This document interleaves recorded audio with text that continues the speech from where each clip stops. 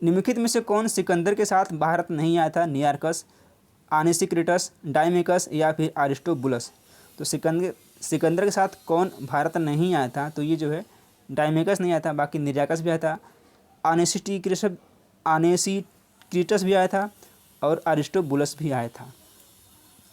अगला प्रश्न है, मालवा, गुजरात एवं महाराष्ट्र किस शासक ने पहली बार जीता था? यानी कि मालवा, गुजरात और महाराष्ट्र को किसने जीत लिया था पहली बार? बिंदुसार, महापद्मनंद, चंद्रगुप्त मौर्य या फिर समुद्रगुप्त ने। तो इसको जो जीता था वो था Chandragupta Maurya. Option number C बिल्कुल करेक्ट हो जाएगा।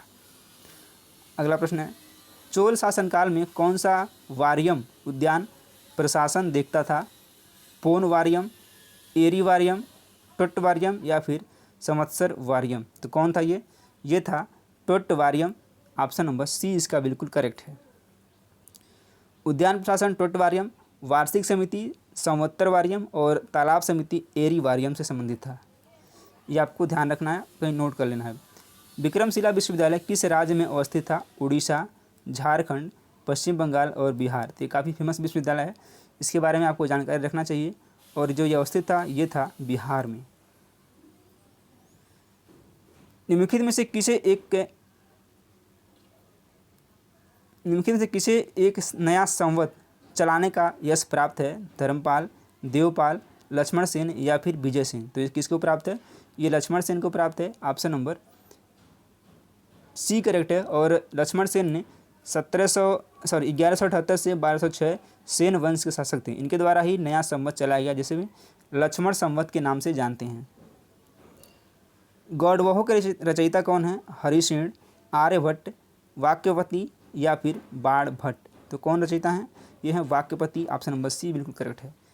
पृथ्वीराज विजय के लेखक कौन है? पृथ्वीराज विजय के लेखक कौन है? चंद्रबरदाई, पृथ्वीराज, जयानक या फिर नयनचंद सूरी। तो ये कौन है?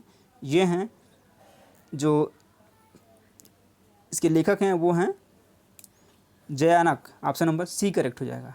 अगला प्रश्न, किसने सोमपुर महाविहार का निर्माण कराया था?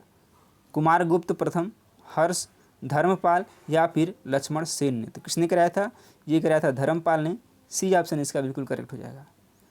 औरंगजेब ने बीजापुर की विजय कब की? 1685, 1686, 87 या फिर 1684 में। कब की थी? ये की थी 1686 में। ऑप्शन नंबर बी बिल्कुल करेक्ट हो जाएगा। मुगल प्रशासन के दौरान जिले को किस नाम से जाना जाता था?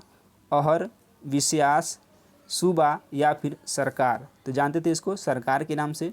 D option will be your correct answer. निम्नलिखित में से किसे मुगल सेना में चिकित्सक नियुक्त किया गया था? वर्नियर, करेरी, मनुची या फिर ट्रेवरनियर।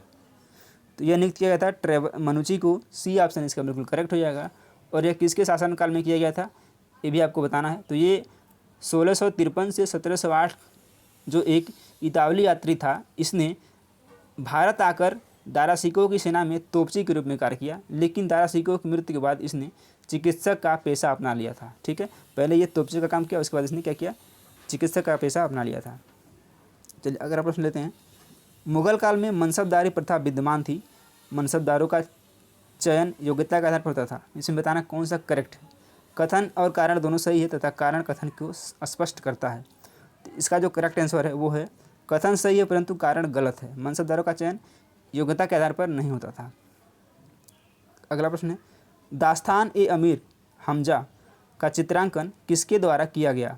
अब्दुस समद, मंसूर, दशवंत या फिर अबुल हसन। तो यह किया गया था अब्दुस समद के द्वारा। ऑप्शन नंबर ए करेक्ट हो जाएगा। निम्नलिखित में से किसने हितोपदेश का फारसी में अनुवाद किया था? दारा सिकोह, फैजी, बदायूनी या फिर ताजुल माली। तो यह किसने किया था? ये किया था ताजुल माली ने। Option number D will be your correct answer. Second last question इस वीडियो का, कवि हृदय राजा जिसने नागरी दास के नाम से कृष्ण की प्रशंसा में छंद लिखे वो कौन था? राजा उमेद सिंह, राजा राम सिंह, राजा छत्रसाल या फिर राजा सावंत सिंह। तो ये कौन था? ये था राजा सावंत सिंह। डी ऑप्शन बिल्कुल करेक्ट हो जाएगा। अगला प्रश्न, मुगल काल में किस बंदरगाह को बाबुल मक्का कहा जाता था? ये काफ़ी इंपॉर्टेंट क्वेश्चन है। कालीकट, भरूच, कैबरे या फिर सूरत। तो यह कहाँ था? यह था सूरत में। ऑप्शन नंबर डी बिल्कुल करेक्ट हो जाएगा। मुगल काल में सूरत बंदरगाह को काबुल मक्का कहा जाता था, क्योंकि इसी बंदरगाह से यात्री मक्का की यात्रा के लिए जाते थे। ये आपको ध्यान रखना है। क्यों कहा जाता था? क्योंकि इसी रास्ते से जो यात्री थे